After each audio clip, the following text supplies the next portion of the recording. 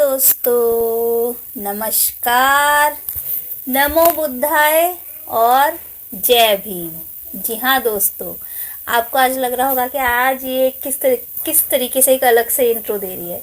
तो जी हाँ दोस्तों, आज का कुछ ऐसा टॉपिक नहीं है जो आजकल राजनीति के गलियारों में जो हलचल हो रखी है, तो उसी पे मैं थोड़ा सा बोलना चाहूँगी कि कुछ तो बात है दोस्तों इस नाम में, जय भीम में या डॉक्टर भीमराव अंबेडकर में। कुछ तो बात है इस नाम में कि इस नाम के बिना आजकल राजनीतिक दलों की राजनीति पूरी नहीं होती है दोस्तों। कुछ तो बात है, कुछ बात है तभी बात होती है और तभी जो है मुद्दा बनता है। जी हाँ, तो आज हम भीमराव अंबेडकर जी पे बात नहीं करेंगे क्योंकि उन पे बात तो करना मतलब कि बहुत ही खोज, बहुत ही रिसर्च की ज़रूरत है। अभी मैंने वो करी नहीं है क्योंकि एक इतने महान इंसान जिन्होंने भारत का संविधान लिखा, और कई लोग इस पे भी आ जाएंगे कि अरे उन्होंने तो ना संविधान लिखा, संविधान तो किसी और ने लिखा। तो दोस्तों, संविधान जिसने भी लिखा हो उसको किस तरीके से मैनेज करना है, किस तरीके से उसमें आर्टिकल्स को रखा है, ये सारा जो है फ्रेमवर्क तो बी.आर. अम्बेडकर जी ने ही बनाया था। और कई लोग बड़े बड़े वो लगाते हैं, लांछन लगाते हैं कि यहाँ से चुराया, अमेरिका से, रशिया से। तो हमें जिस जहाँ की जो चीज़ अच्छी लगेगी तो हमें वो अपनानी चाहिए। बुद्ध भी कहते हैं आप बुद्ध क्या, बड़े बड़े महागुरु जो हैं वो सब कहते हैं आपको जहाँ से जो चीज़ अच्छी लग रही है उसे ग्रहण करिए, जो गलत लगती है उसे छोड़ दीजिए। तो जी हाँ दोस्तों, आज संविधान पे भी हम बात नहीं करेंगे। आज हम बात करेंगे कि जो संसद में एक राजनीतिक दल के नहीं, हमारे जो गृह मंत्री हैं अमित शाह जी हैं, तो उनकी एक स्पीच चल रही थी दोस्तों, तो मैं भी वो सुनने लगी। तो उस स्पीच में ऐसा था, ऐसा कुछ मतलब बुरा नहीं है, ऐसा कुछ बुरा नहीं, बस वही होता है पॉलिटिक्स में दोस्तों, एक दूसरे पे कीचड़ उछालना। तो कीचड़ आप उछालिए, लेकिन ऐसे किसी एक पर्टिकुलर नाम को लेकर के मत उछालिए ना, क्योंकि वो नाम जो है कई लोगों के लिए एक इमोशन है, कई लोगों के लिए मतलब भगवान है वो नाम, सीरियसली भगवान ही है। तो उस नाम के जरिए किसी को तंज कसना, तो वो नाम मत लीजिए प्लीज, क्योंकि उस नाम को आप जिस तरीके से अमित शाह जी ने लिया है कि आजकल ये फैशन हो गया है। अगर आप लोग भी वीडियो देख सकते हैं, आजकल ये फैशन हो गया है अंबेडकर अंबेडकर अंबेडकर अंबेडकर। इतना अगर भगवान का नाम जपते तो सातों जन्म स्वर्ग की प्राप्ति होती। जी हाँ दोस्तों, यही उनकी लाइन थी, यही उनका सेंटेंस था। तो मुझे ये लाइन बड़ी ही मतलब मुझे अच्छी नहीं लगी दोस्तों, क्योंकि खैर उन्होंने तंज कसा है, ऐसा कुछ अपमान उन्होंने नहीं किया है। जो नहीं किया है वो नहीं किया है। मैं किसी भी पार्टी के यहाँ पे फेवर में बात नहीं करती हूँ, लेकिन जो उन्होंने थोड़ा सा नाम लेकर के जो तंज कसा है ना, तो वो बड़ा ही मुझे वो लगा, क्योंकि सच में वो नाम भगवान के नाम के बराबर है। एक समुदाय के लिए वो नाम जो है भगवान के नाम से कम तो बिल्कुल नहीं है। और ऐसा इसलिए है क्योंकि कई हजार सालों से जिनको कुएं से पानी लेने नहीं दिया जाता था, 78 साल से जिस नाम के थ्रू, जिस नाम ने उन्हें जीने का अधिकार, पानी पीने का अधिकार, शिक्षा का अधिकार, नौकरी का अधिकार, जिस नाम ने उन्हें दिया हो, तो वो तो उनके लिए भगवान से भी ऊपर है, वो उनके लिए भगवान ही है दोस्तों। कई जगहों पर उनको भगवान की तरह पूजा जाता है। खैर मुझे ये पूजने वाली बात भी थोड़ी सी मुझे सही नहीं लगती है, क्योंकि अंबेडकर ने कहा था कि आप उनके बताए रास्ते पर चलिए, जो उन्होंने कहा था शिक्षित होइए, और शिक्षा में सबसे पहले तो हमें आगे बढ़ना होगा, शिक्षित होइए।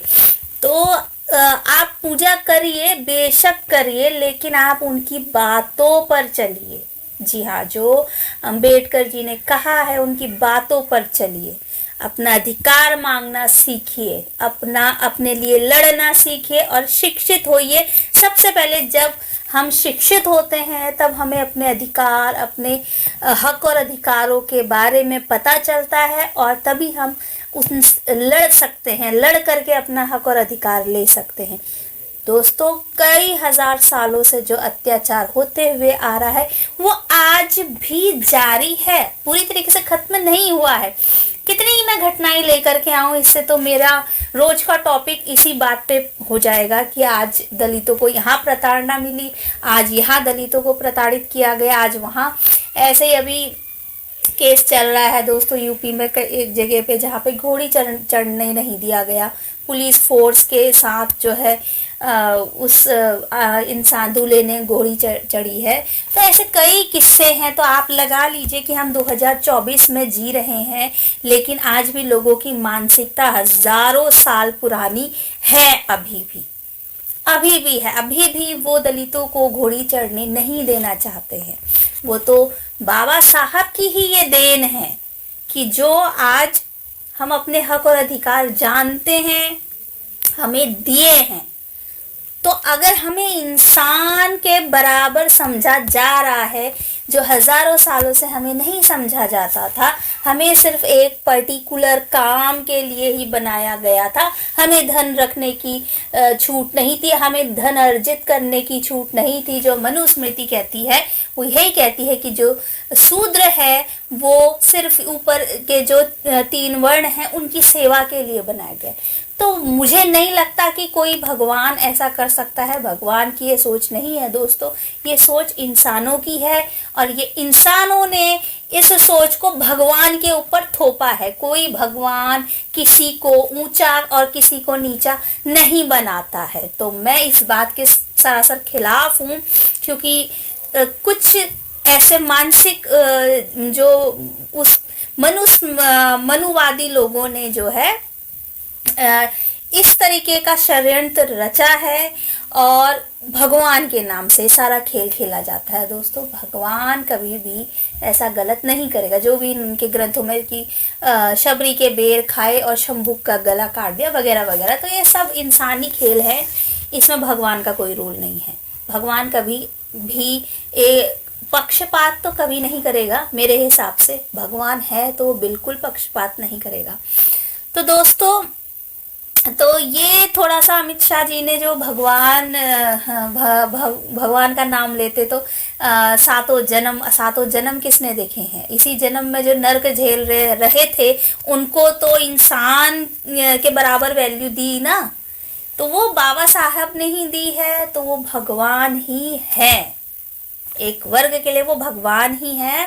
और संविधान के ऊपर भी उनकी थोड़ी बहुत टिप्पणी थी कि संविधान, बाबा साहब ने खुद कहा था, और वो सही है उनकी बात कि उन्होंने खुद कहा था कि ये संविधान जो है, खराब से खराब संविधान भी बहुत अच्छा साबित हो सकता है अगर उसको चलाने वाले अच्छे हों, यानी कि उनकी नीयत अच्छी हो।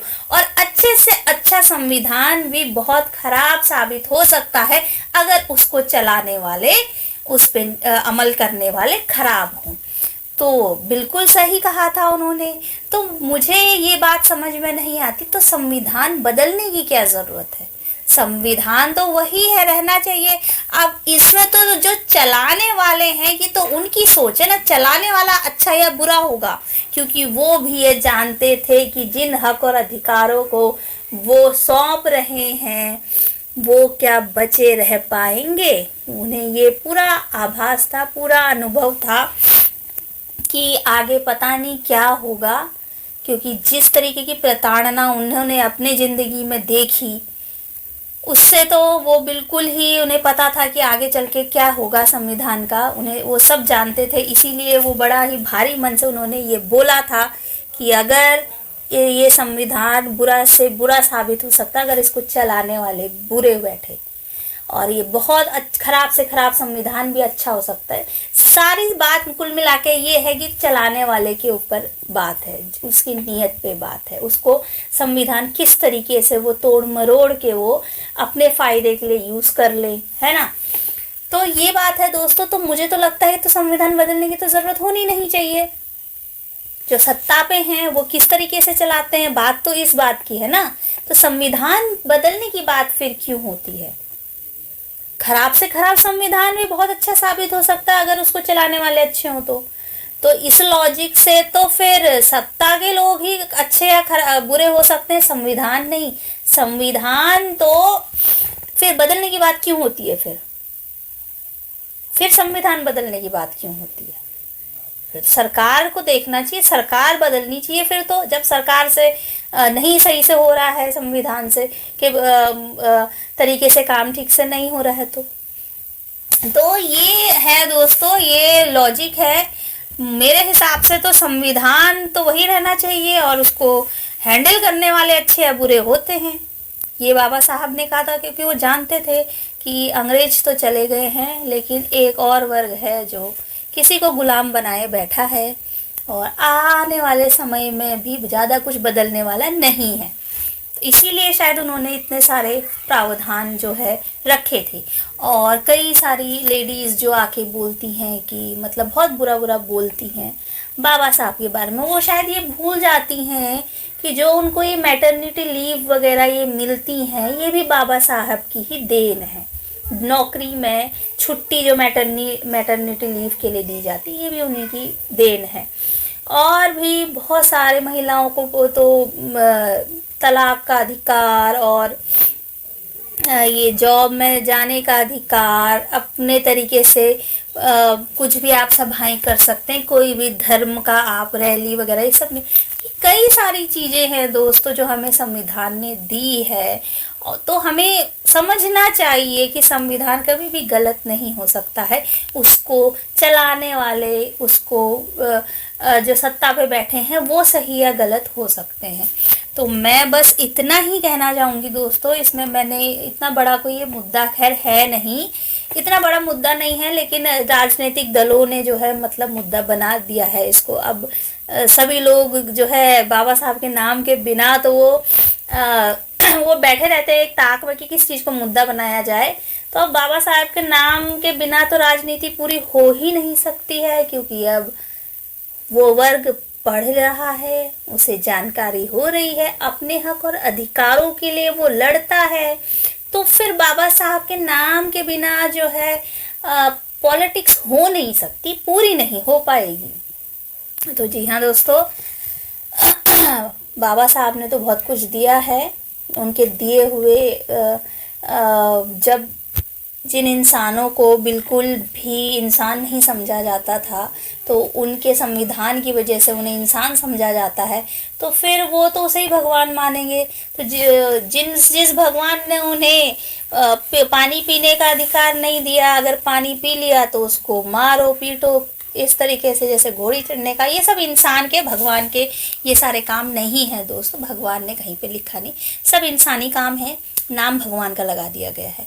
तो भगवान किसी के लिए पक्षपात नहीं करेगा, पहली बात तो ये चीज़ है। बाकी राजनीति बहुत गर्मा गर्मी पे है। और ये थोड़ी सी बात जो है अमित शाह जी की कि अम्बेडकर अम्बेडकर अम्बेडकर इतना भगवान का नाम लेते तो 7 जन्म जो है स्वर्ग की प्राप्ति हो जाती, ये थोड़ा सा सेंटेंस उनको नहीं बोलना चाहिए था, क्योंकि एक वर्ग के लिए वो भगवान ही है, वो भगवान ही है। तो बाकी उन्होंने ऐसा कुछ खराब नहीं बोला है। बाकी वो अपनी स्पीच दे रहे हैं, वो राजनीतिक दल है, एक दूसरे पे कीचड़ उछालते रहेंगे दोस्तों, और कई सारी बातें वो पुरानी निकाल के लेके आते रहेंगे वगैरह वगैरह। इसमें हमें नहीं पढ़ना चाहिए। बस आप लोग भी जो है शिक्षित होइए, पढ़िए, संविधान पढ़िए, अपने हक और अधिकारों के लिए लड़ना सीखिए। मैं इतना ही कहना चाहूँगी। और ये राजनीति है, राजनीति में ये चलता रहेगा, आगे भी आपको देखने को मिलेगा। तो कुछ तो बात है इस नाम में, जो इस नाम के बिना राजनीति किसी की पूरी नहीं होती है दोस्तों। तो चलिए मिलते हैं आपसे एक और नए टॉपिक के साथ, और देखती हूँ कि क्या लेकर के आती हूँ मैं आपके लिए। तो जय भीम दोस्तों।